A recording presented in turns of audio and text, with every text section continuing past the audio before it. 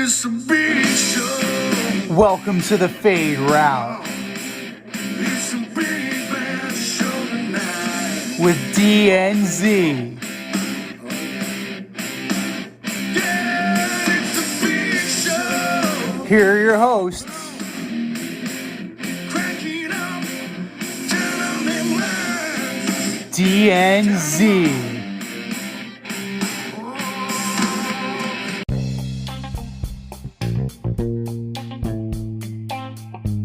Welcome to this week's episode of the Fade Route with D and Z. I am D. We've got a great show for you tonight. The Lightning look to even things up with their nemesis, the Colorado Avalanche. Kenny Atkinson turns down the Charlotte job. And Joe Rush joins us on the in-route. But we'll begin today's show with the Golden State Warriors and Steph Curry.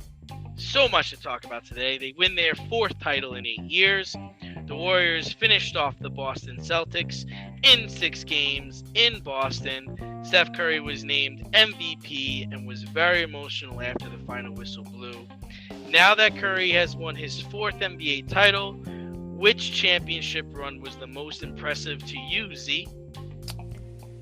Well, this one was an emotional one, and I can understand why Steph would get emotional. He's a couple years removed from injury. Clay is a couple years removed from injury. Like, you are less of a roster than you have been in a very long time. So this one may be sweet. But for me, I like to think that the first one is going to be the best. You know, a sweep of the Pelicans. You know, going beating the Grizz 4-2, beating the Rockets 4-1, and then knocking off the Cavs, right? Anytime you can knock off LeBron and the Cavs, you're in a good spot. So for me, the rise is always more interesting, because then at some point you go from the favorite, you go from the hero, you turn to the villain. And that's what I think was the Kevin Durant years, right? I like to think of it like that, like where you have guys coming to want to play with you, and you officially become an embarrassment of riches. So for me, because you're looking at the roster, right? It's Leandro Barbosa, Harrison Barnes, Andrew Bogut, Steph, Festus Ezeli, Draymond Green, Justin Howard, Andre Iguodala, like David Lee, Sean Livingston. Like, these are like journeymen, workmen at that point. They're not superstars. So to have something like, even this year, you had Andrew Wiggins, right? You had a former number 1 pick. You had additional players that provided a little bit more to you. So for me, the first one is definitely going to be looked most fondly upon. Yeah, I mean, for me, I think the first 3 were probably the most fun, right? Because, I mean, the first one was such like a run and gun. It was a new thing. They were shooting threes. They weren't even playing in the second half of some games. They weren't even playing in the fourth quarter. Phil Jackson famously came on and said, you know, this is sustainable during a regular season, but this is not sustainable during a playoff. They went to the playoffs and they met up with the Cavs. But when they met up with that Cavs team, the Cavs team got hurt. Kyrie Irving was out. Kevin Love was out. It turned out to be the LeBron James and J.R. Smith show. Then they had 2 years with Kevin Durant. You had one of the best players in the league joining a team that already won a championship. So while those were fun, I mean, I'm not going to say they were easy, but to me there wasn't a lot of pressure there. You know, they were going to win those games, and they had to win those games. This one, to me, was the most impressive, and this one to me was like, you know, they 2 years ago they were they were not even invited to the bubble. I think they had like 15 wins. And then last year they were a play-in team. And then you have Clay was hurt for 2 years. Steph was hurt. Draymond was hurt. You know, and it looked pretty bleak. So to me, this was the most impressive. And that's fair. I mean, this one's impressive from kind of like that grizzled gunslinger. Like if we're gonna like take this to like a movie, right? They're like the aging gunslinger that needs to know that they can still do it, as opposed to, you know, a team like the Boston Celtics, young guns, not particularly battle tested in the playoffs. You know, this is the farthest they've ever been. And, you know, what can you really expect? And it ended up being a scenario where the Boston Celtics ran out of gas because they couldn't find that extra gear that the Warriors knew they had in reserve because they've been there before. So I think that's something that, you know, speaks highly to not only the veteran leadership on this team, including Draymond Green. You know, he does provide something. He provides that intangible of leadership at this point, whether he demonstrates it on the court or not. Steve Kerr, Bob Myers, all the way across the board, right? This is a stable franchise. This is a testament to staying together, because superstars, especially superstars that come together like Curry and Clay, they may say, fuck it, I'd rather have my own team. Like, I'd rather be the head man. I'd rather be the lead dog. But there's an element of humility there. There's an element of trust there, right? We talked about trust the process with the Sixers. This really was trusting the process. And that comes from the top down. That comes from the GM, through Steve Kerr, through the best players, through to the role players. And this is something that, you know, they may not have, Steph and Clay may not have many years left, but it's something that they can still sustain. Yeah, I think the days of Clay getting his own team are over. I think that was something that prior to his injury, he had a chance to be a guy, I think. And Draymond's style of play is specific to what the Warriors do. Mm-hmm. And, you know, we talked about this in the past. I don't think he's a Hall of Famer. He's definitely a talented basketball player, and he's a very, very good defender, probably an elite defender. But his skill set doesn't work on a Utah Jazz. His skill set doesn't work on a Denver Nuggets team. His skill set works because he has probably two of the best 5 shooters in the league. So for me, I think this was the toughest one for them. And I'm excited to see where they go from there.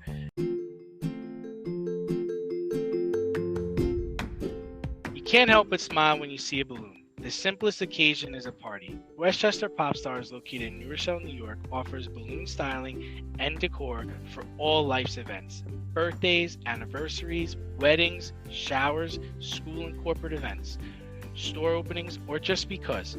Westchester Pop Stars takes balloons and shapes them into works of art, creating decorative installations for your special occasions.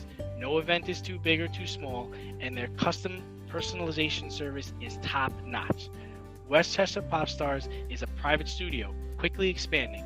In-person consultation is by appointment only. Send an email to westchesterpopstars@gmail.com for more information or to schedule an appointment. No need to hire an event stylist. All you need is balloons. Currently servicing Westchester, Putnam, New York City, and Connecticut. To find Westchester Pop Stars, search for them on Instagram, Facebook, or Google. Last week we talked about Steph Curry becoming a top 10 guard of all time, but has he now entered the Mount Rushmore of San Francisco athletics? And to talk even more about that, like, who's on the Mount Rushmore of Boston? I mean, that's Titletown. That's really tough. And then who would be on the Mount Rushmore of New York? I mean, That's even harder. That's even harder. And I only bring this up because I got into an argument with a guy regarding the Boston one a couple of days ago in a bar. He doesn't have Tom Brady on the Mount Rushmore. It's like, what? He's got Ted Williams. The guy I was talking to in the bar, he's got Ted Williams, Bobby Orr, Larry Bird, and Bill Russell. And I was like, okay, listen, I get it. Ted Williams, all-time great. You know, you can't write the record. You can't write the history book of Major League Baseball without Ted Williams. Probably one of the best hitters of all time. However, Mr. Williams never won a championship. So Tom didn't win 1. He didn't win 2. He didn't win 3. He won a lot more than that. So Tom gets there. Tom Brady gets on the Mount Rushmore for me for Boston, followed by Bobby Orr, Larry Bird, and Bill Russell. Interesting. And then for me, for San Francisco, I've got Joe Montana, Willie Mays, Jerry Rice, and now Steph Curry. And then for New York, I've got Lawrence Taylor, Mark Messier, Joe DiMaggio, and Babe Ruth. I mean, that's what I got. All solid choices. And, you know, it's very interesting. We'll go from west to east. Yeah, we'll go from west to east. You start with San Francisco because that's really, you know, does Steph Curry enter that Mount Rushmore of athletes in San Francisco? He's knocking on the door. Wow, I'll give you that okay. one. He's All knocking on the door. Now, when you consider, where did Bill Russell go to college? I guess he went to San Francisco. University of San Francisco Dons. Right. So he started his run of excellence at the University of San Francisco. So if you're limiting to just professional, like, I'm going to take Bill Russell off because of, you know, collegiate, amateur, the whole thing. But that leaves you with Joe Montana. Okay, I'm with you. Willie Mays, I'm with you. Barry Bonds. I'm surprised he didn't put Barry Bonds. Barry Bonds is tricky. But his best years were in San Francisco. But we know why. He's a little controversial. Just a little. Just a touch, a skosh, a tad. There are just some things we're not too sure about Mr. Bonds. He bloated, his head grew, like all sorts of things. There are some rumors. I don't know. There's some rumors out there. He may have been using a foreign substance. Absolutely. You know, at least 2 that I know of. But, you know, if you look just at the numbers, like, he's up there. But there was a small report published, very tiny report. His name was in it. A few times. There's a book, Game of Shadows. Like, you know, if you ever heard of Balco, he wasn't the guy from Perfect Strangers. But Jerry Rice is up there, and then, you know, so that's 3. Now, if you have the controversy of Bonds, and then you have Bill Russell, whether it's the amateur versus pro, Steph Curry's right there. So if you're going to eliminate those 2 candidates for whatever reason, Curry kind of sneaks in as your number 4 at that point, in my opinion. So for you, Barry and Bill over Steph. I would say Bill over Barry because of the steroid. Bill over Barry, but if you exclude Bill's college career, Barry over Steph. Correct. I would say that. I would give Barry Bonds his due. I absolutely would. Now, am I going to catch flack from that? I don't know. Probably. But that's okay. Because, hey, it's my Mount Rushmore. I can put it on whoever I want. I could have put on JT Snow, but I'm not going to. So, let's move to the East. All right, we're talking about Boston, right? Tim Lincecum. The freak. That was a fantastic story about how his dad used to put the dollar down, and that's how he made him hit his spot every time, because he had to pick up the dollar. Like, that's fantastic. That's great parenting and great coaching. Good job. But the Boston Mount Rushmore it's a little bit more difficult, I think. Bill Russell's on there. Okay. Like, he just keeps on going. He's bi-coastal at this point. Bobby Orr. Absolutely. I got Brady on there, man. I have Brady on there. He's a great winner. He did everything you needed to do.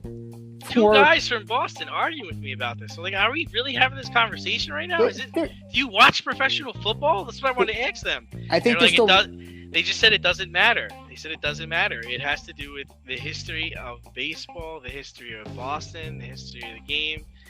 They were not moving. They didn't care how many Brady championships, MVPs. They were not moving. And Larry Joe Bird got on before Bill Russell, if you can imagine that. That's amazing. Yeah, Larry Joe Bird is everything was everything to these two gentlemen. Well, I mean, they're entitled to their opinion, but like look at Bill Russell and look at what he accomplished, and it makes Larry Joe Bird look like an amateur. I think we're going to have to post a poll on this. I'm really curious to see if the greater Boston area feels that, Larry and Bill and Ted Williams get on before Brady. I mean, I don't know. Like it's definitely something that we'll have to put on our Twitter poll and definitely take a peek see on that, ladies and gentlemen. It's going to be live after the show, but this is a tough one. Like for that fourth Boston spot, they just win too many titles down there. Clearly, I mean, they've now become title town. Sorry, and I eliminated many prolific athletes. I mean, we're talking. There's no Garnett. There's no Pierce. There's no Allen. There's no Manny. There's no Ortiz. There's no Varitek. None of the. There's no Bruins outside of Orr. Like there's no Chara. There's no Bergeron. There's none of those guys. See, for me, that's where this ends, right? Because I'm putting David Ortiz on there. Oh, okay. So, 10-time All-Star, Hall of Famer, 3-time World Series champion, 7-time Silver Slugger, former World Series MVP, former ALCS MVP, named in the Mitchell Report, but never tested positive afterwards. So you don't have as bad of a cloud, right? Barry Bonds had the cloud of suspicion, never had the cloud of actual proof. Same thing with, David Ortiz after the Mitchell Report, squeaky clean by comparison, and he was a prolific Boston Red Sox. And, call me crazy, but, like Ted Williams is great, but for me, the winning is the tiebreaker. And no Pedro. And no Pedro. No. I'm not going with Pedro. Kurt Schilling. No shit. Fuck Kurt Schilling. No. No Roger Clemens. That makes sense. Yeah. So for me, like you had to have won something. And that brings it to New York. Dude. So what's your four guys in Boston? I've got Russell, Ortiz, Brady, and Bobby Orr. Okay, yeah, because Bobby Orr has to be there. He's got to be on there. He absolutely has to be on there. Now, the New York Mount Rushmore, this was so hard, right? Because if winning has to be the end-all and be-all, right? Because we're looking at you play to win the game. Like, it's the whole point of the exercise, right? It's the best of the best. It's the elite. Obviously, it's Babe Ruth, right? Babe Ruth is obviously on this list. Like, he saved baseball. Never mind revitalized the Yankees. The man saved Major League Baseball and took it from fledgling activity to national pastime. Then there's Mark Messier. One championship. Oh, but what a championship it was. Like Sam Rosen said, this one will last a lifetime. It'll have to last a lifetime at this point. Like, the man guaranteed victory and delivered a hat trick. Like, you do not have to buy a drink, a meal, a suit, a movie ticket in New York ever again. You broke a 54-year curse, which is why I find it preposterous that David Ortiz or one of the 2004 Red Sox was not on that list for these gentlemen from Boston. So I find that very interesting. But that's two. Giants, this was difficult for football. If it's just about winning, then it's between LT and Eli. But what takes me over the top for LT was that he was a prolific linebacker, and Eli was very good. Like, Eli was good enough to get you in the position to get you to and win those Super Bowls. But if you look at the overall picture, Eli is a 500 quarterback. Like, he retired at 500. Like, LT was feared. LT was a monster. He was a disruptor. And that last spot, right? You can argue Mickey Mantle. You can argue Joe DiMaggio. You can argue Lou Gehrig. I mean, you can even argue Derek Jeter. I know that you're not the biggest. Yeah, I know you're not the Jeter fan. But, you know, there's room for maneuvering on that one. And you know what? You know who doesn't get any love? Yogi Berra. I mean, he's got 10 rings, man. 10 rings. That doesn't wow you. That doesn't woo you in any way. Former MVP. Yeah. No, Okay. it does. It does. I mean, to think he was the MVP on probably one of the best teams ever assembled, if you think about that. So I'm gonna go with Yogi. Like, Yogi's a do great that. winner. He's a fantastic winner. So 2 Yankees, a Ranger, and a Giant. They are for me, that's the be all end all of New York sports. We love youth sports. Not only do they get the kids out and active, but they promote teamwork, sportsmanship, friendship, and fair play. One of the Fade Route's favorite youth sport partners is Ossining AYSO Soccer. Their mission is to develop and deliver quality, player-centered youth soccer programs that promote a fun, fair, family environment where everyone is welcome and everyone plays. If you have a child between ages 4 and 18, registration for fall 2022, spring 2023 season is open.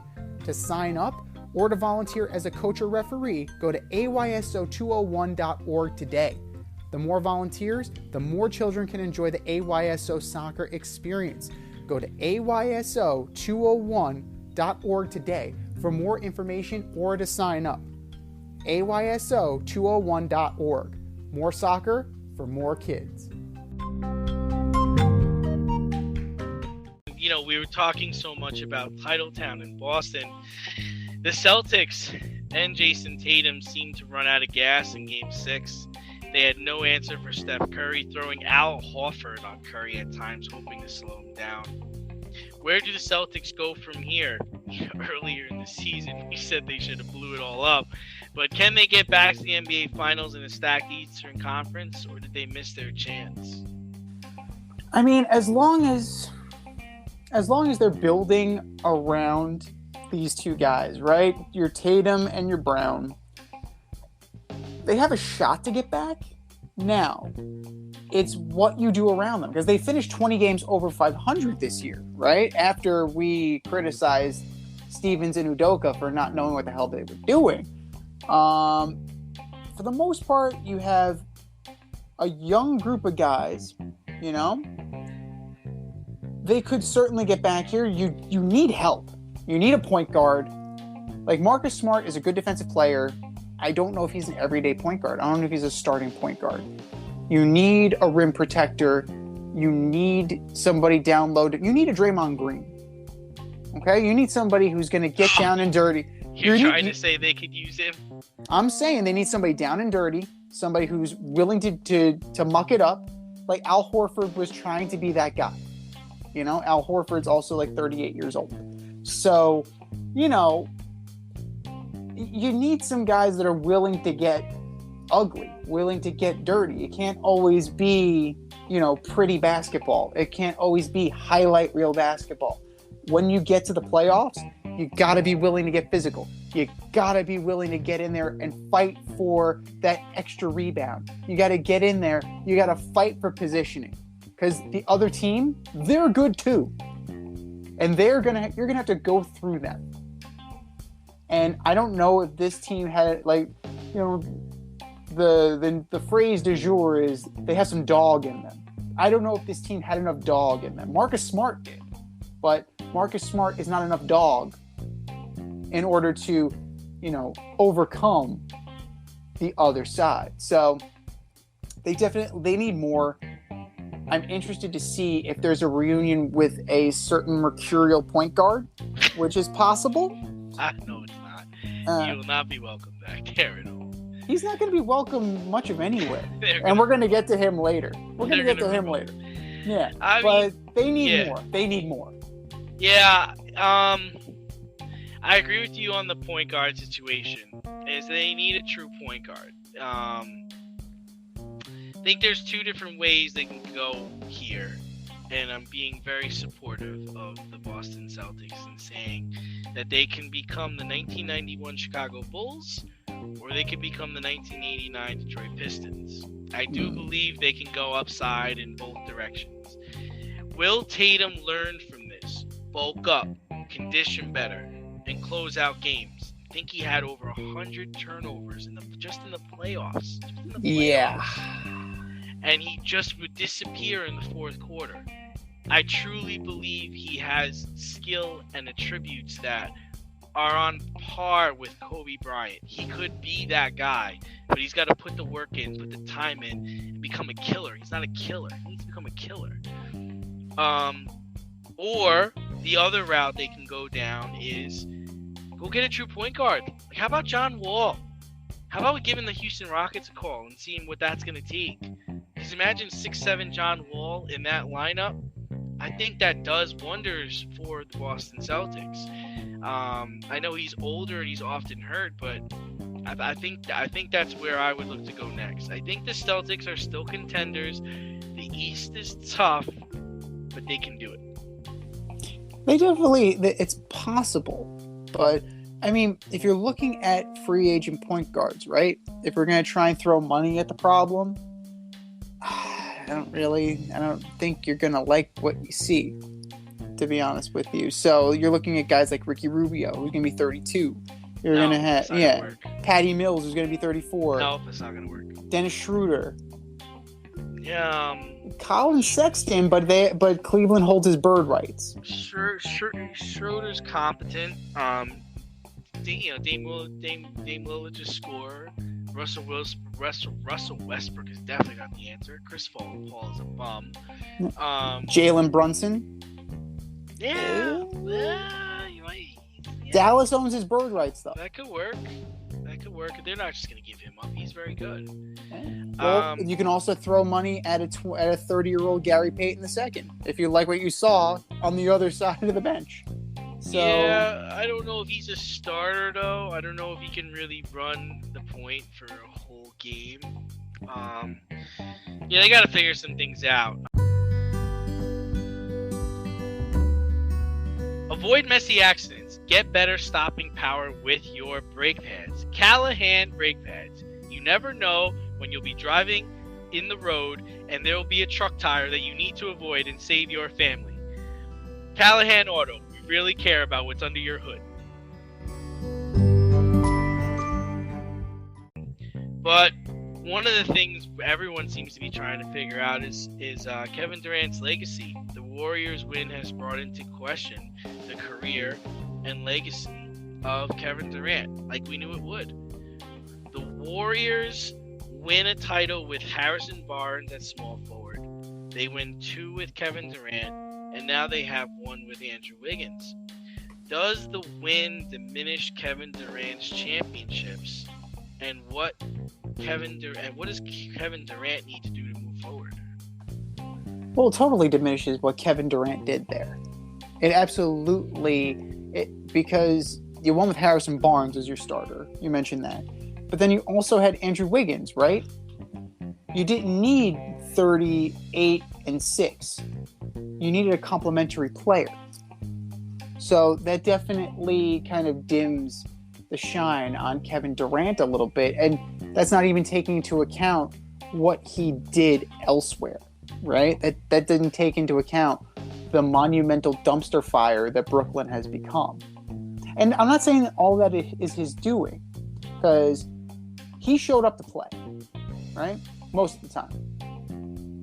What happened with Steve Nash, what happened with Kyrie Irving, what happened with James Harden, a lot of that wasn't in his control, but some of that was in control because like he was calling the shots.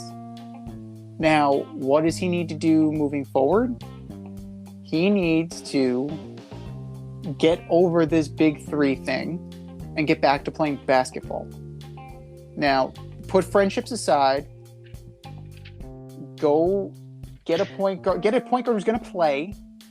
Build an actual team, because the Nets were onto something before they went star chasing, right? You had Dinwiddie, you had LeVert, you had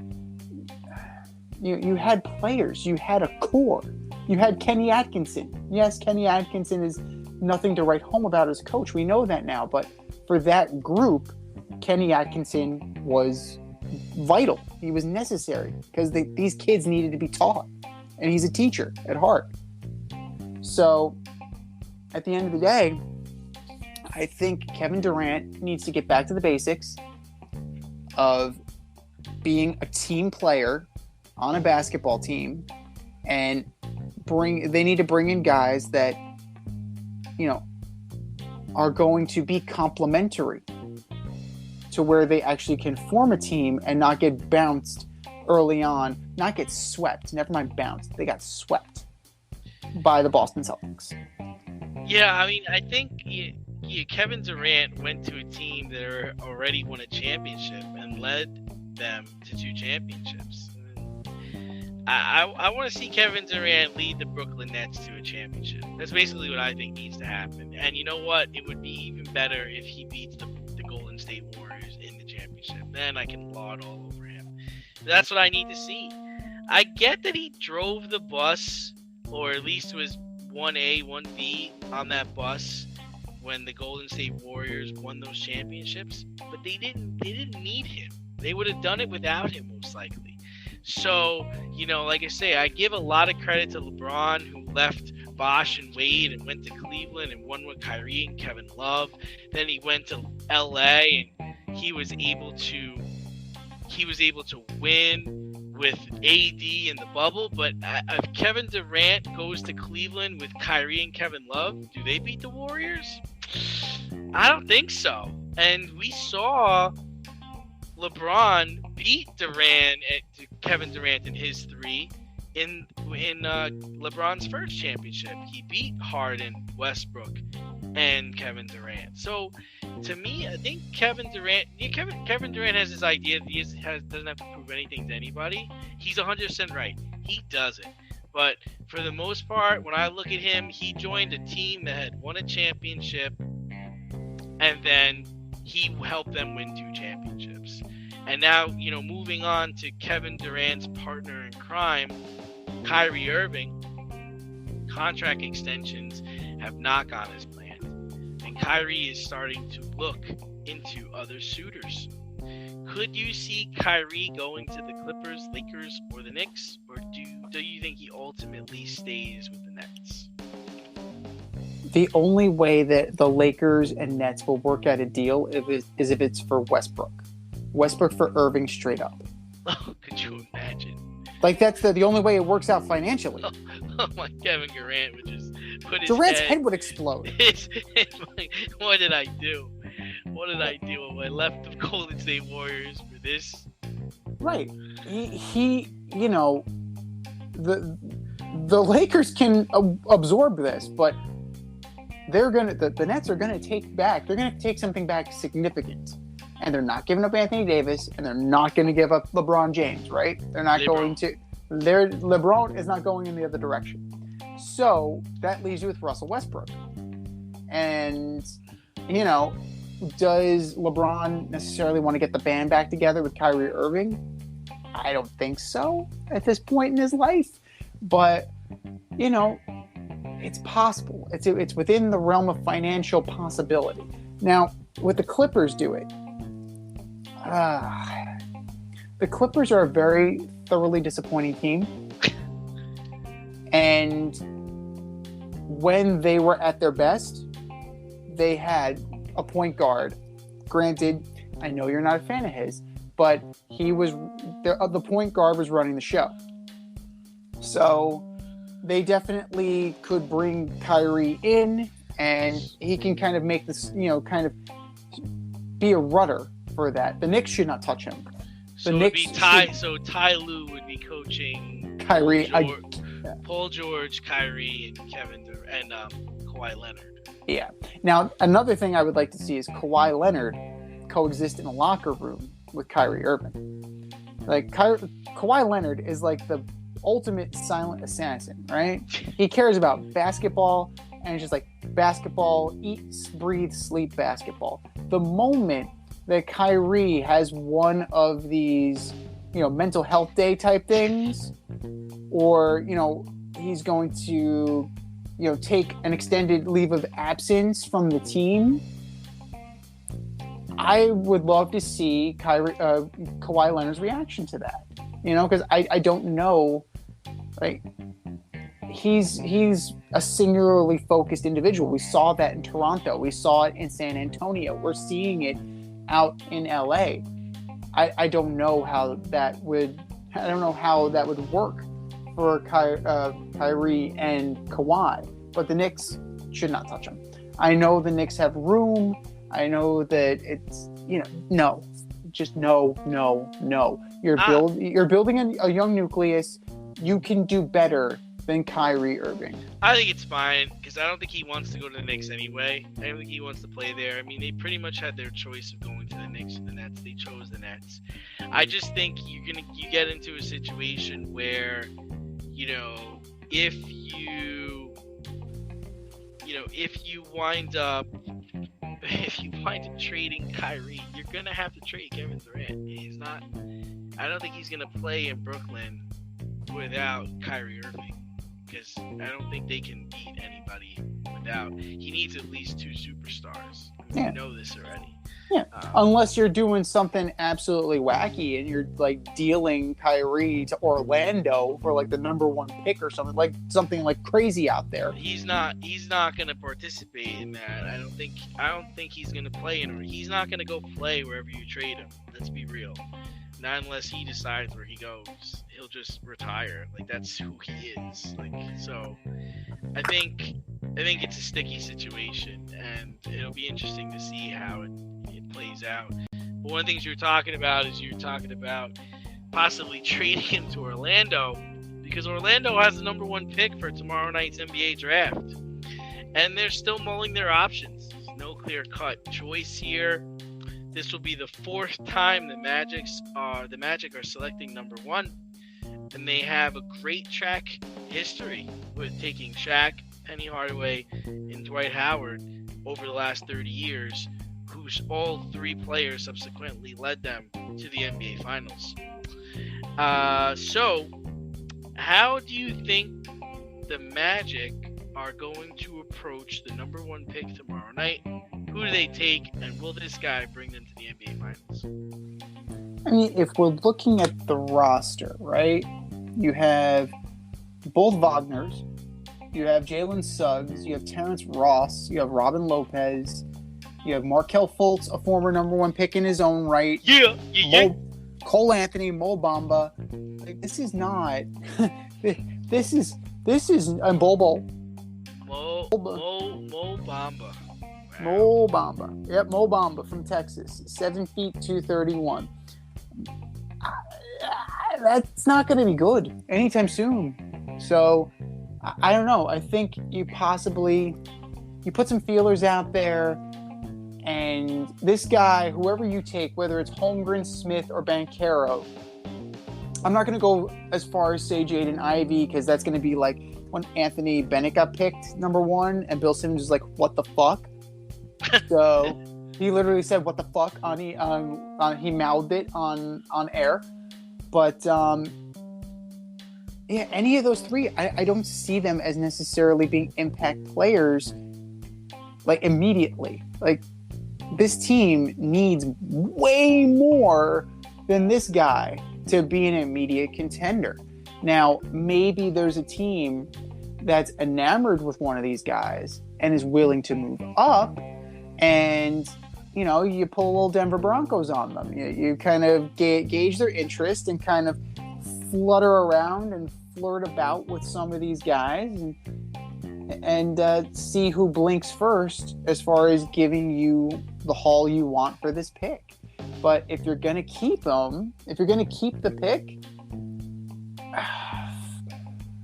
I would say probably the safest bet is going to be Banchero, in my opinion. Wow. I would say go Banchero, but if you want to shoot for the moon, go with Smith. Like, I think Smith lost a little bit down the stretch when it got to crunch time, probably because he was the best player on the team and he really had to shoulder a lot of that responsibility. But I think that the player that's going to be the best all-around player is, if they keep the pick, is going to be Paolo Banchero. Yeah, I think Chet Holmgren gives them the best chance of keeping the tradition going. I think Jabari Smith has a chance to be the next Kevin Durant, but I'm not sure the Magic can develop him right. Where Chet Holmgren, he's got the height, he can shoot, he's got some real talent, and he's young. He's still got to grow, he's still got to develop. So I can see him being a piece, but you're right. I mean, it's not close to a completed product. They're going to need at least 2 or 3 more players, especially in the Logan East. Absolutely. And, who's to say they can't find a team that wants to unload a superstar, right? And that could be the catalyst, because Orlando is firmly in the rebuild, right? And they've firmly been in a rebuild pretty much ever since Dwight Howard left. So, do you package some of these guys and, I don't know, try and pry Damian Lillard out of Portland? Or do you try and, do you try something to kind of shake up this roster and bring in a veteran presence? Because a lot of these guys, they're so young. And even if they did do something, the oldest player on this team is Terrence Ross. He's 31. So maybe do you reach out for, a veteran presence, somebody who's been there, done that, who can teach these guys how to win, who can get them to the next level, and then you take it from there. I don't know. I mean, I can't get into the mindset of the Orlando Magic because it's been so dire for so long. And if you're willing to shake it up a little bit, you can accelerate the process a little bit. But I don't know if they could stomach that. But speaking of stomaching, Kenny Atkinson, he decided he couldn't really stomach being the head coach of the Charlotte Hornets. After winning the NBA title, Kenny Atkinson verbally agreed to be the head coach of the Charlotte Hornets, agreeing to a 4-year deal. But now, after winning the title, he's staying with Golden State. He's reneging on this verbal contract. Now, is this a big deal, a little deal, or a no deal?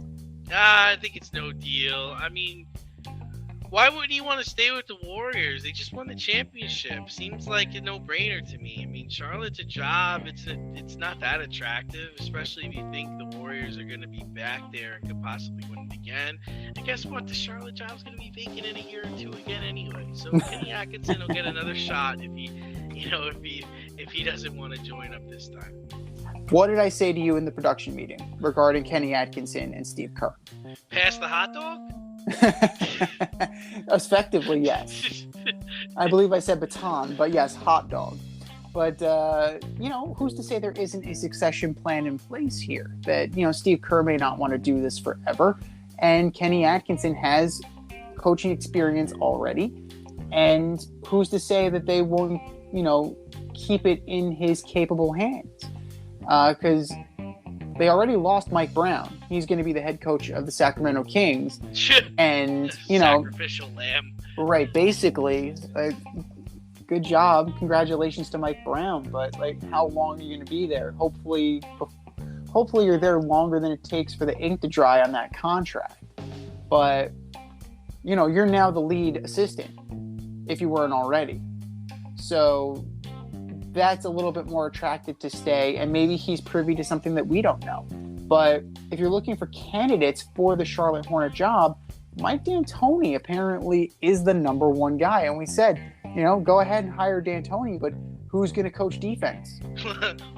Because they're gonna, they'll run and gun. They will They absolutely should just run and call gun. him Mike Antoni, leave the D out.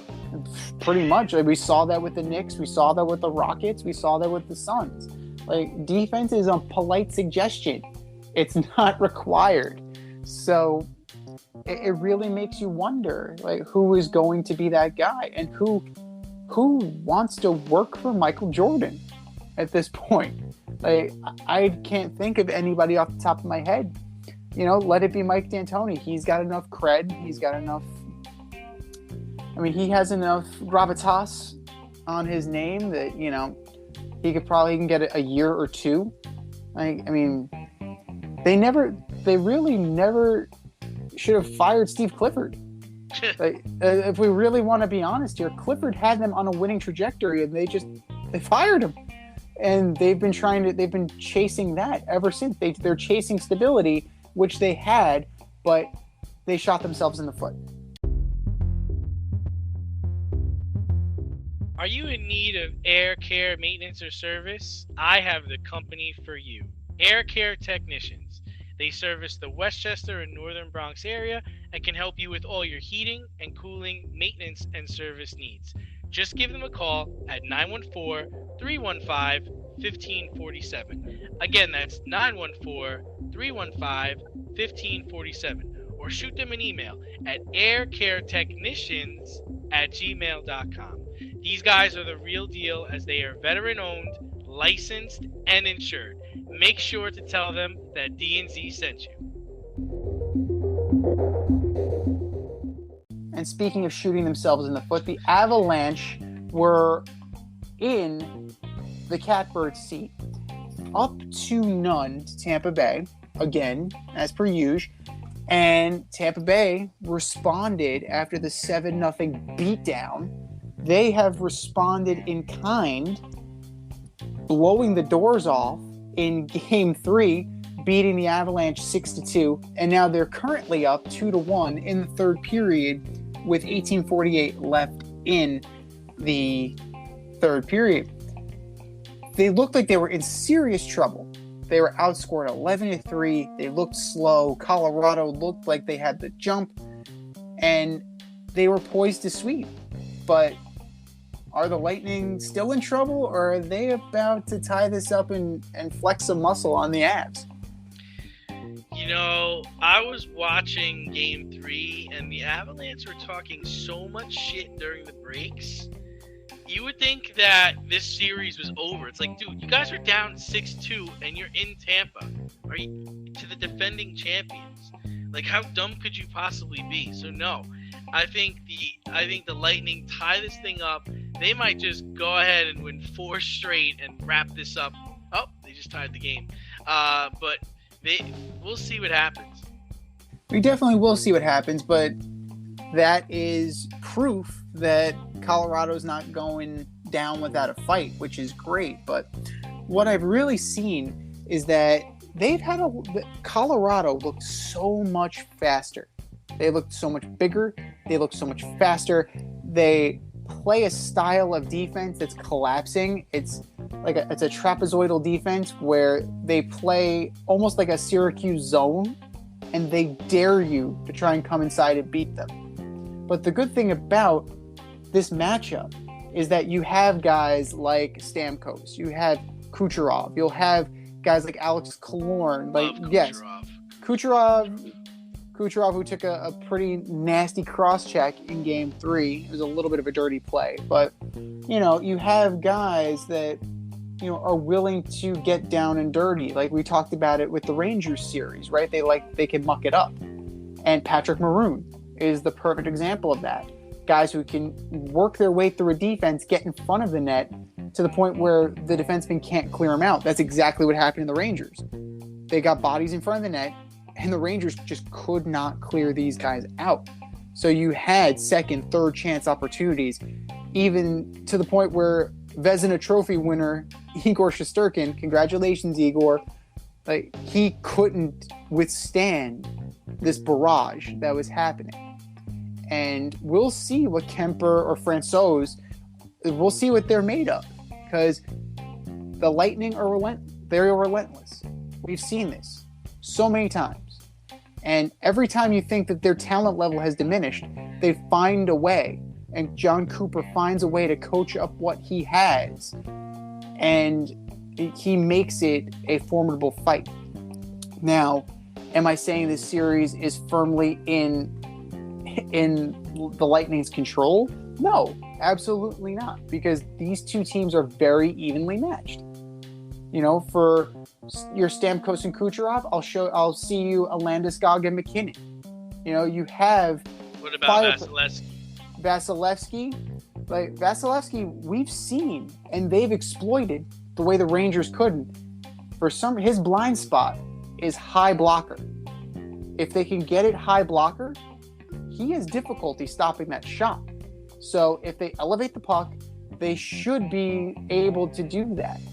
Now, Vasilevsky, when he's on, is miles better than Darcy Kemper. He's miles better than Pavel Francouz. But if they can exploit that weakness, Vasilevsky becomes an ordinary goaltender. Now, what I find interesting is that Kadri is back. Now, Kadri he's a fucking irritant. That guy is like sandpaper. He's Sean Avery, right? He's a Sean Avery type, but way more talented than Sean Avery ever was.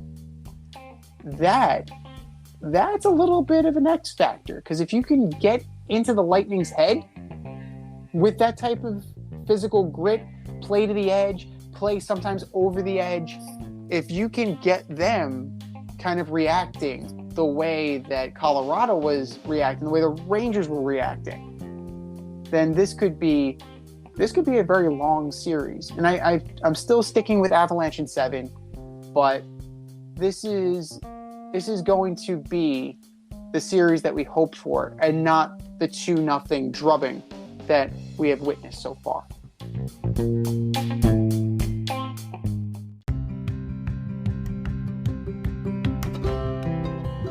Do you love brownies? Of course you love brownies. But you know what's better than a brownie? A delicious, handcrafted, gourmet brownie delivered right to your doorstep. That's what our guys at Sweet Life Brownie Co. offer. Chef Tommy D and the crew offer a dozen delicious delights that you will crave, from the classic OB to Dutch apple to campfire s'mores and many more. Check out their website, sweetlifebrownieco.com, for their Friday brownie drops. At noon, their site goes live and you see what they're making. Since you're there, become a site member and earn points. You earn 50 points just by signing up. Make sure you follow them on Instagram and Facebook too, at sweetlifebrownie_co, for the latest updates and their latest releases and creations. That's sweetlifebrownieco.com. Give them a call, 845-641-3043, and tell them D&Z sent you. That's sweetlifebrownieco.com, 845-641-3043. Sweet Life Brownie Co., because there's always room for a brownie.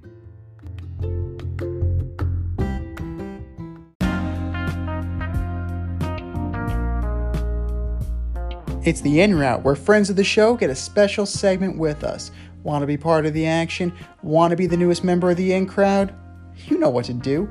Hit us up, faderoutemail@gmail.com, or slide in those DMs on Fade Route Podcast on IG, or hit that Twitter, FadeRouteDNZ.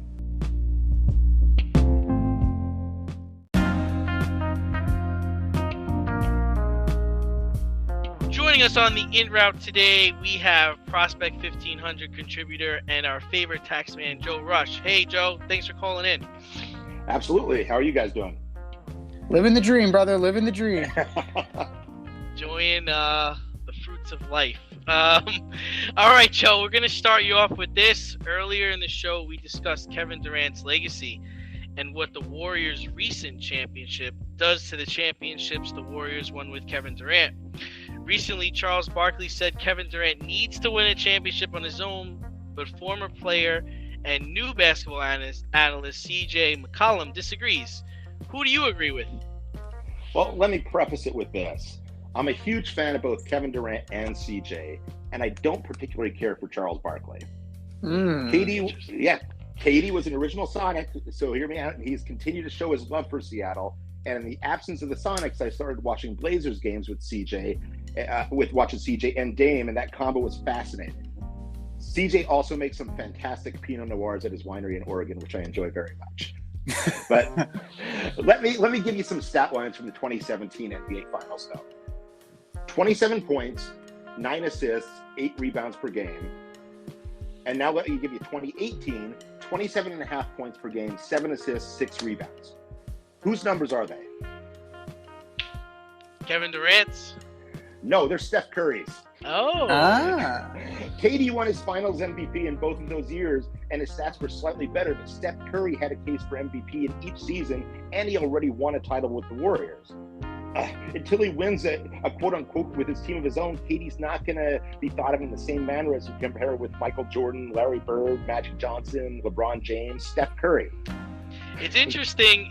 Those stats are interesting because everyone's been talking about, like, Brian Windhorst, CJ McCollum. They're like, you know, KD was driving the bus, but according to your stats, it sounds like he was sitting right next to, you know, Steph Curry, who could have been driving the bus as well.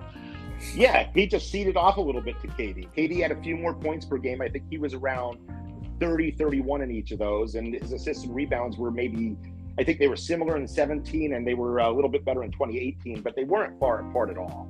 Yeah, I mean, my whole thing is that, you know, they had already won a championship. He went to a team that won a championship and became arguably their best player, or at least 1A and 1B. So, you know, would they have won it without him? Probably, right? I give more to a LeBron going to Cleveland than a Durant going to a team that already won a championship. Absolutely. Hell, Giannis and Kawhi, they did it by clearly being the best player on their team in the years they won. Oh, yeah. Kawhi for sure. I mean, he went to a Raptors team that, you know, really didn't get close. And, man, they won it. And they beat the Warriors. I know the Warriors were hurt, but still, quite an accomplishment. Yeah, absolutely. Yeah. And then we have the NBA draft coming up tomorrow night. The Magic hold the number 1 pick. The last 3 times they've had the number 1 pick, they've struck gold by taking franchise players that ultimately led the teams to the NBA Finals. What are the chances they get this right for the 4th time in a row, and who do you see them taking? Well, they very well could get the pick right, but that doesn't mean it's going to translate to the same success they had with the other picks. In order to have that same success, it would mean they'd have to get back to the NBA Finals, like with Shaq and Penny and Dwight Howard. Right. Mm-hmm. But out of the 3 picks that are available, I mean, Jabari Smith looks to be the closest one to be a sure thing. Seattle's Paolo Banchero may be the best defensive player of the group, and Holmgren has the highest ceiling and lowest floor. Yeah. All signs point to it being Smith. Holmgren's the most intriguing to me because pairing him with his childhood friend and fellow Zach Suggs would be fascinating. Yeah, I like Holmgren. I think he has also a lot of upside just because of his height, his ability to shoot the ball. I'm not saying he's going to be Dirk Nowitzki, but that's the comparison I can draw. I mean, he doesn't have a lot of weight to him, but the league is different now. There's not a center that dominates and there's just a big guy in the middle. It's a different league now. I do like Jabari Smith, and I know you might laugh, but I do see a comparison to a Kevin Durant. He's an athlete. He's got length. I just didn't like the way he played in the Final Four this past season, and I'm not sure if Orlando has the coaching down there to develop him into his best self. That makes sense. But you know who also has been getting KD comparison is Holmgren. Yes. The way he could run the floor, and he doesn't have the bench pressing issues that KD had. Even though he's 200 and skinny as all hell, he's a lot stronger than KD was. Yeah, and I don't know if he's gonna get his body as much, but also it's like you said, it's a different league, right? I mean, the East is stacked with Philly and Boston and the Bucks. Like there's and Brooklyn. There's so many teams that are competing. It's hard to put that much pressure on them. But regardless, Orlando should get a good shot at getting back into this. I don't see either or 3 of those guys being a Kwame Brown, a Marcus Fultz, or an Anthony Bennett. Yeah, and just to back up, I now understood you were saying Holmgren initially. You weren't talking about Jabari Parker when comparing him to KD. Right. Yeah, okay, that's what I heard the first time. Sorry. Now, Joe, what would you say to guys like me who said that have been on record saying that Orlando should just deal this pick? Like, how would you respond to something like that? What are they going to get for it? Now, that's the thing. Like, what is available to them? Like, would they, if they're going to get like a budding superstar type player, not necessarily take on like a Kyrie Irving, but you want to get a guy who's maybe looking at a different, change of scenery type guy who's on the cusp of being a superstar. I'm not saying Zion Williamson. I'm not saying, somebody of that ilk. Like, if you're going to get that and maybe some picks along the way, would you consider that? Or is that something you're just going to be like, I'm just going to take best player available and keep stinking for a few more years? Because of where they're at, I would say take the best player available. Anybody in the top 3, I don't think should trade out, because that's where the real talent is in the draft, and the drop-off happens right after that. Moving over to baseball, Jared Kalinick started out the season on the Mariners' big league roster, but was sent down to AAA after striking out 34 times in 29 games.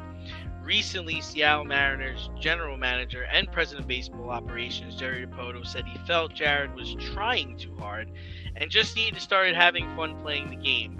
Do you think Jared is trying too hard, or is something else going on with him? Well, first of all, a lot of people in Seattle would like to hear ex-president in baseball operations, Jerry Dipoto. Oh, really? They're upset with him? After this last homestand going 3-8, they're getting torched. Everybody wants heads to roll. They want Dipoto gone. They want Service gone. Everybody's off their rocker up here. Well, I mean, look at this trade alone, right? Dunn is already gone. You brought back Jay Bruce in that trade. You brought back Anthony Swarzak in that trade.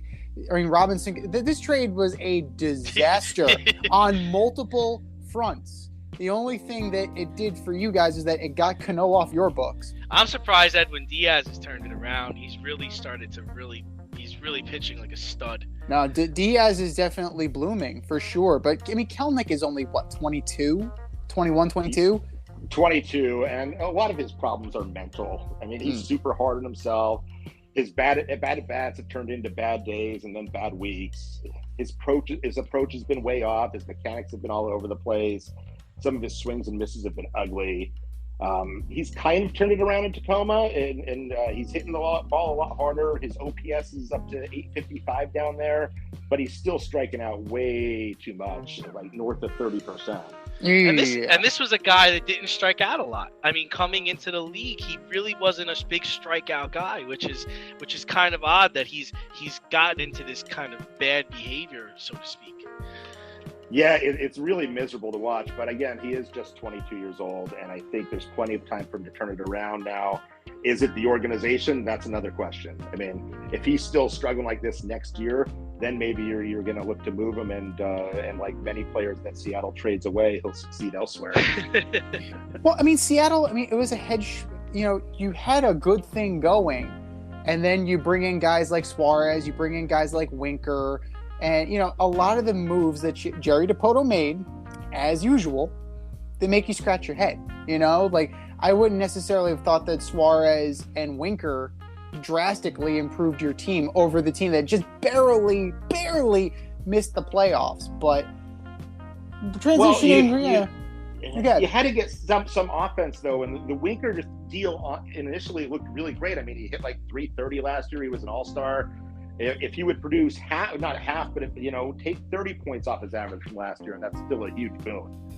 Yeah, but you also have to take into account, you look at Great American Ballpark versus Safeco Field, definitely that's going to play a little bit into it. And there's, you never can truly, you can never truly totally 100% say this is bound to work. Like, this was supposed to be the Robinson Cano thing. Robinson Cano was supposed to have like a bounce back type deal with the Mets, and now he's he's in El Paso, I believe, in AAA with San Diego. Playing even there? I don't know, but I think you and I, Joe, can mutually bond over the fact that Robinson Cano is the bane of our existences. So there's that.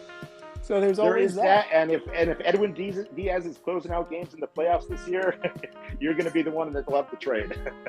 Well, that's the thing. Like that's the funny thing about trades. The prospect versus reality. You never know. Like they're lottery tickets. But speaking of lottery tickets, the Yankees seem to, have a lottery ticket right now. They're pacing better than the 27 Yankees. And you wouldn't necessarily know that from this collection of players, that's for sure. They sustain long winning streaks. They have the MVP favorite in Aaron Judge. So is there an American League team out there that can beat this Yankee team in a 5 or 7 game series? First off, you know who currently holds the most wins in a season in Major League Baseball? Who would that be? Mariners? The 2001 Seattle Mariners with 116 wins. That team was stacked, man. I went to see them play against the Mets that year, and man, Brett Boone, John Olerud, damn.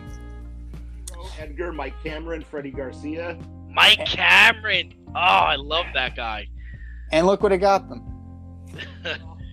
Well, the Yankees are currently on pace to break that record by 3 games right now, so obviously winning that many games in the regular season doesn't guarantee playoff success. No, totally. So as far as an American, can anybody clip them before they get to the World Series? What do you think? I think there's 2 teams in their division that would have a shot at them with the Blue Jays and the Red Sox. The Yankees would still be pretty heavily favored in that.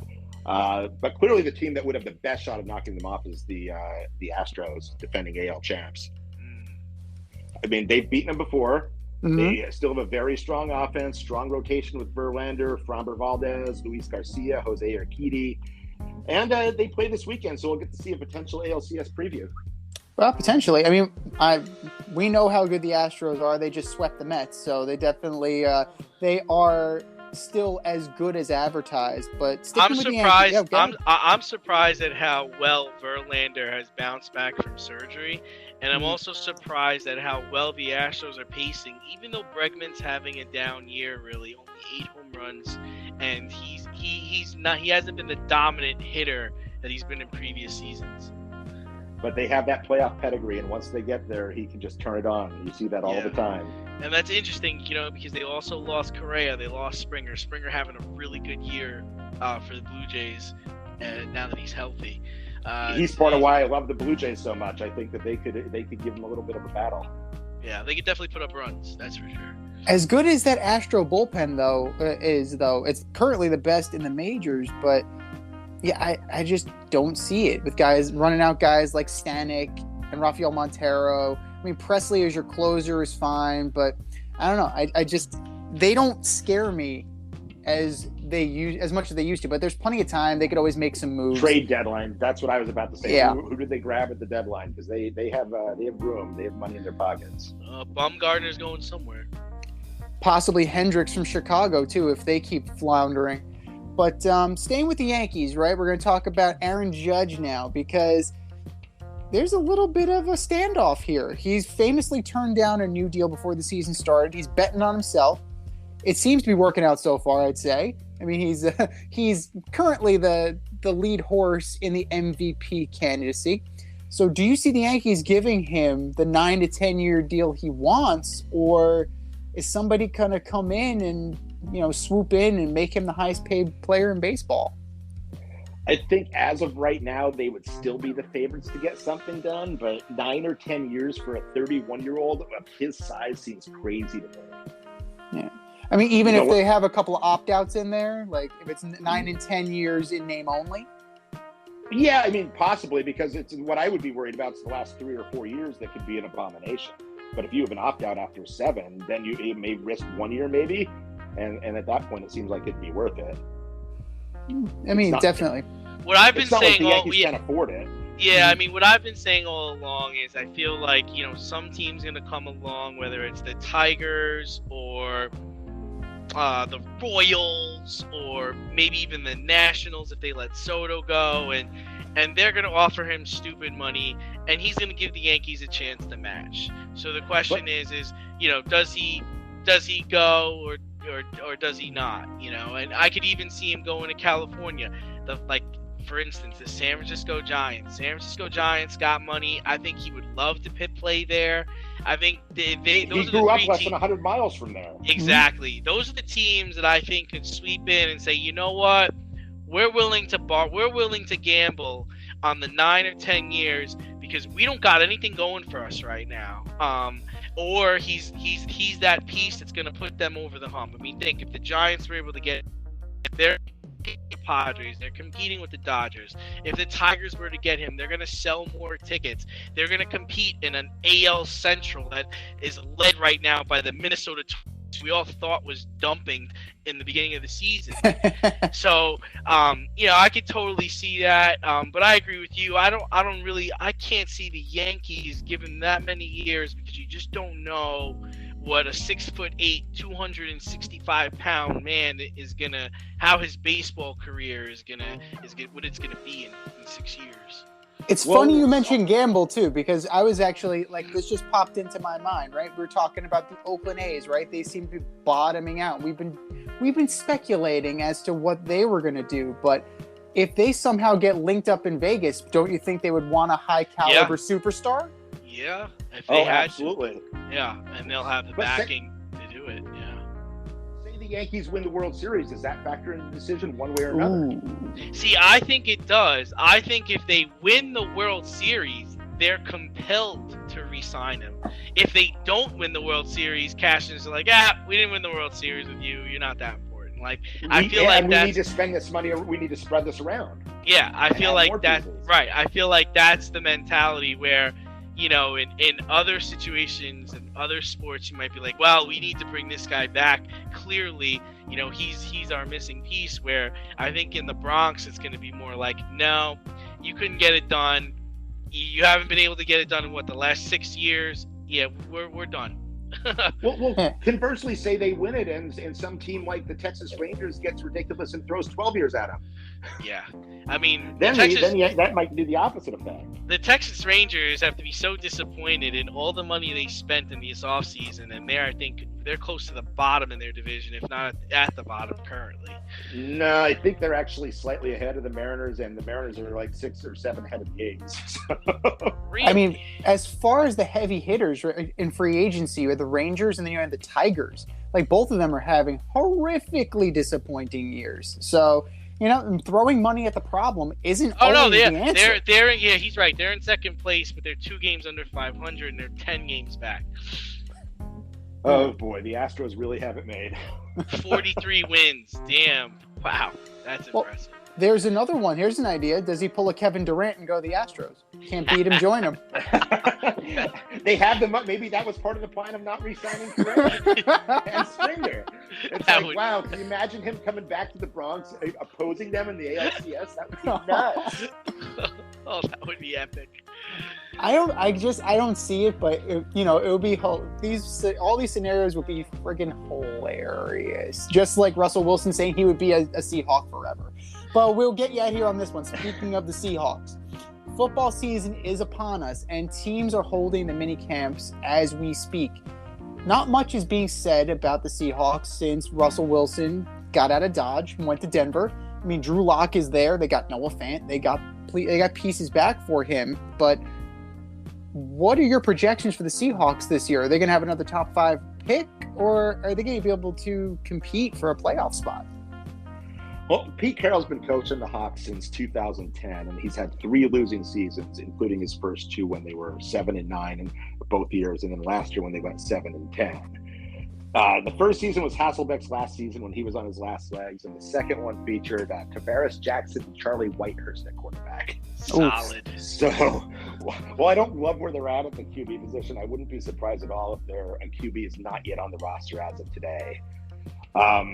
And I did love the way they drafted. I mean, they shored up the offensive line finally now that Russell, who's been asking for it for years, is no longer there. Kenneth Walker looks to be a powerful running back, and they got a couple of really nice defensive backs in Kobe Bryant and Tariq Woolen. And the second-round pick, Boya Mafe, has been compared to Cliff Avril like Pete Carroll. So wow. Yeah, I expect the team to be competitive, always compete, as Pete says. I think as far as the end result, the more likely scenario has it in the 7-9 win range, in that competing range, as is Pete's mantra, and not reaching the playoffs or having a top 5 pick. They seem like they're really pledged for the middle this year, and hopefully be able to get their quarterback of the future in next year's draft, which is kind of stacked. So is this if they do not succeed, is this Schneider and Carroll's final go around? Oh, I think that they have a commitment for at least a couple of years to try and do what they did 10 years ago. Jody Allen, right now the team's trying to, they're going to probably be sold in a year or two. And Jody Allen is trying to maximize what she can get out of them. And I think she wants to get this built up, get 1 or 2 more years, get back in the playoffs.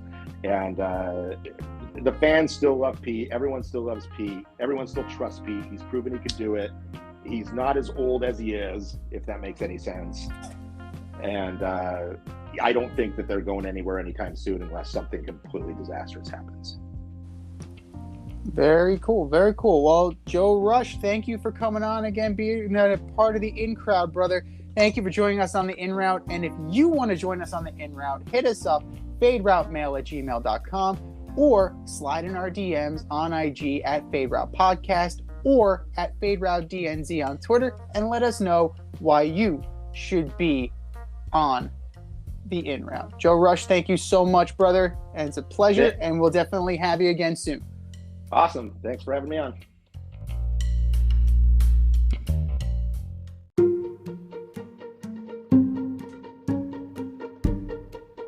The Fade Store presents the Alleged Superstar of the Week Award.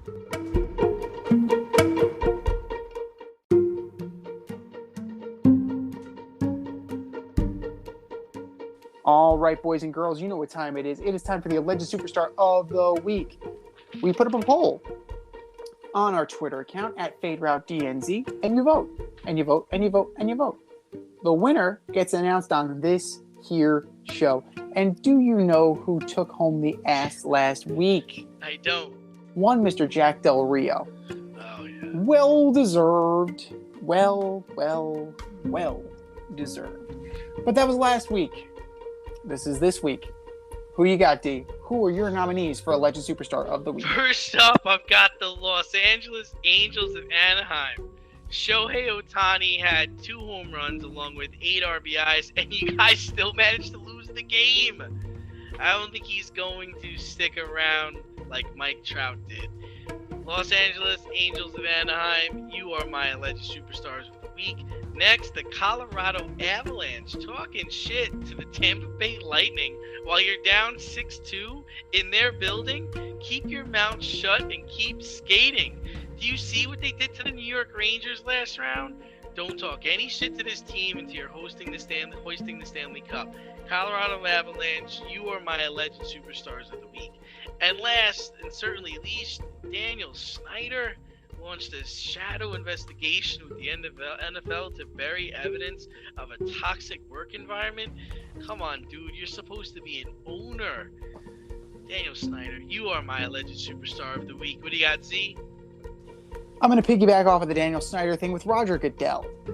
Roger Goodell going on saying he does not have the unilateral authority to get rid of Dan Snyder when he went before Congress in this special investigation.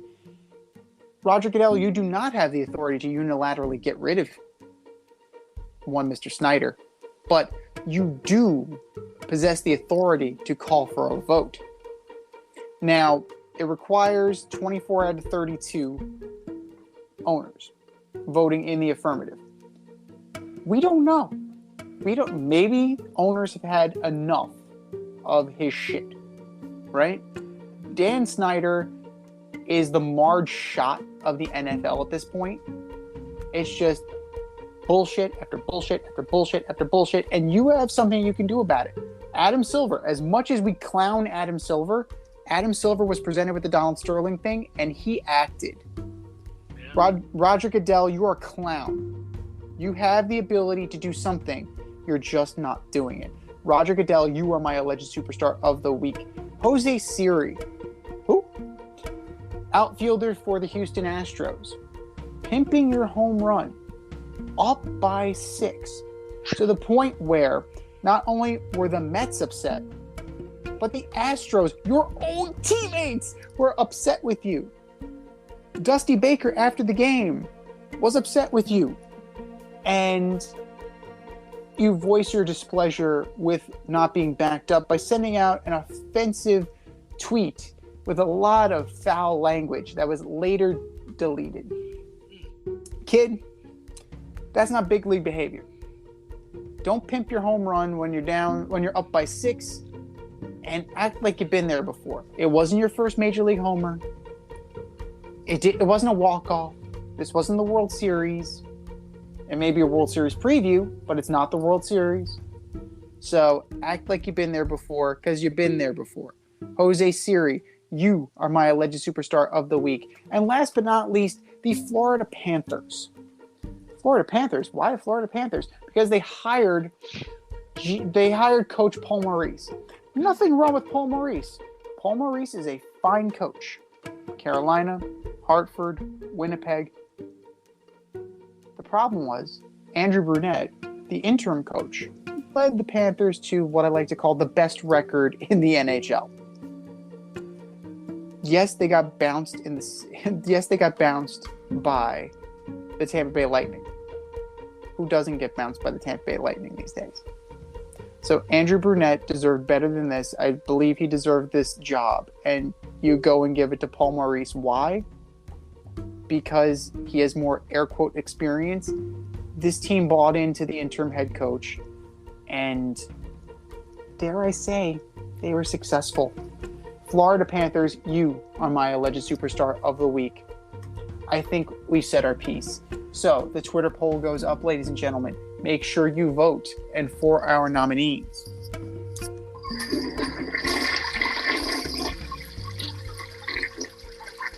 just do better, boys. Just do better.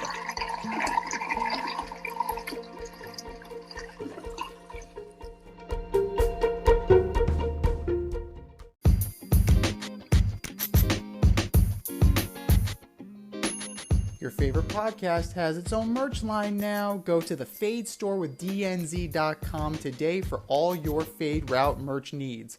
I'm talking tank tops, t-shirts, sweatshirts, like yoga pants, we got those too. Like some cool accessories, we got those too. And we're not done yet. We have so much more planned for you, but check out what we have today at the Fade Store with DNZ.com.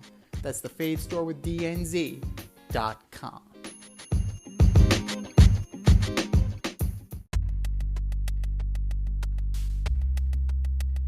Order up!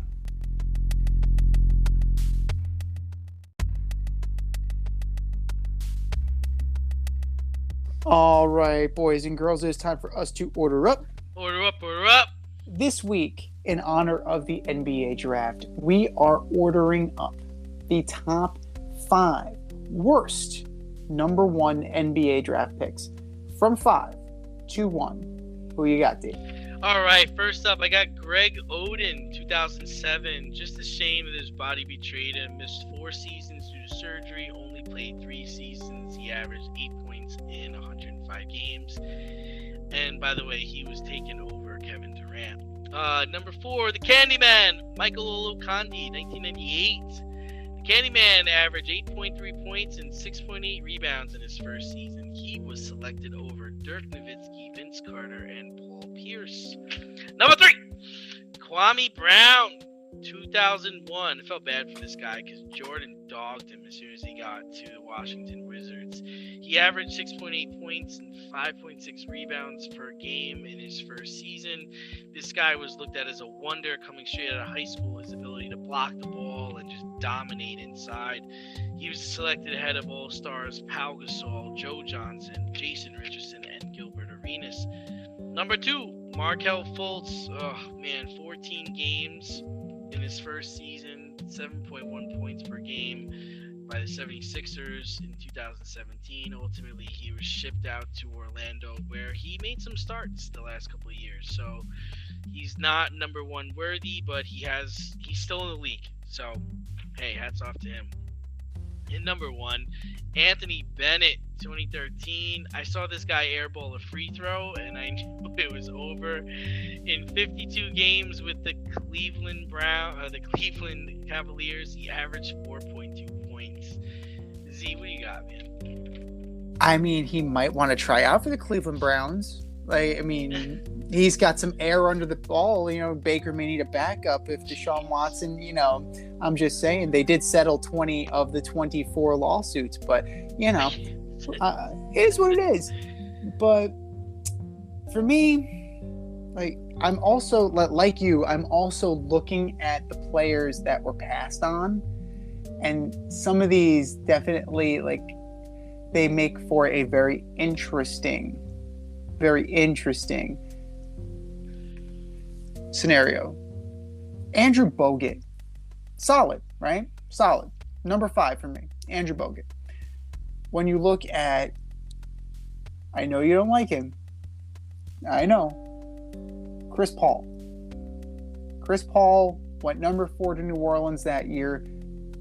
Darren Williams, solid player, went number 3 to Utah that year. You had better players go later in this particular scenario, just within the top 5 alone. And Bogut didn't have a good enough career to justify going number 1. Number 4, Candyman. Same spot, Michael Olowokandi. The Candyman. The Candyman. The Candyman could not. You had Mike Bibby, Antoine Jameson, Vince Carter, Jason Williams, Dirk, Paul Pierce. Even, like, if you look at a guy like Tractor Trailer, right? Tractor Trailer was in this draft. He was pretty solid. And, you know, just the Candyman did not do anything that resembled good. You know, even if you want to, you know, you just could not justify being the number 1 pick. And, you know, you're telling me the Clippers wouldn't want that one back? I think they would. Number 3, Kwame Brown. Like, you know, you feel bad for the guy, but it just didn't do anything. Like, he was just a meh player. But if you look at that draft, you have Joe Johnson, Tyson Chandler, Pau Gasol. You had some guys that ended up having better careers. Won championships. And, you know, what did Kwame Brown was the joke of the league until this man came in, Anthony Bennett, in 2013. Right? Let's look at this one. Oladipo, number 2. Could you imagine Victor Oladipo on that team? Pretty solid. Then you're looking at, you know, CJ McCollum went number 10. Michael Carter Williams went 11. Michael Carter Williams, I believe, one little thing I like to call Rookie of the Year. And let's not forget, at 15, to the Milwaukee Bucks, one guy, a fella, really, by the name of Giannis Antetokounmpo. So, of course, in the redraft, Giannis goes number 1 to Cleveland, but Anthony Bennett gets to live in infamy. And for me, number 1, Joe Smith, 1995. McDyess, number 2. Stackhouse, number 3. Rasheed Wallace, number 4. Kevin Garnett, number 5. Damian Stoudemire, number 7. Crazy good top 10. Then you look at stalwart NBA players, right? Kurt Thomas at 10. Gary Trent at 11. Corliss Williamson at 13. Brent Barry at 15. Bob Sura. You remember Bob Sura? 17. Theo Ratliff. You know, Michael Finley. Michael Finley went in that draft. Like, go all the way down. Greg Ostertag. Like, this draft was loaded. And Golden State decided to go with Joe Smith instead. So, you know, Joe Smith had a solid career, but compared to the guys that went behind him, like in the redraft, Kevin Garnett's going number 1. If you know that he's playing 21 years in the NBA because he's straight out of high school, you're damn right Kevin Garnett's going number one. But for that reason, Joe Smith, who I think ended up being on the Timberwolves with Kevin Garnett at some point, Joe Smith for me is the number one on my list. This has been the Fade Route with D and Z. Thanks for tuning in tonight. Catch our podcast on Wednesday nights on the Anchor, Spotify, iHeartRadio, or wherever you listen to your podcast. Until next time, stay faded, everyone. Time for us to run the go wrap up. We'll talk to you next week.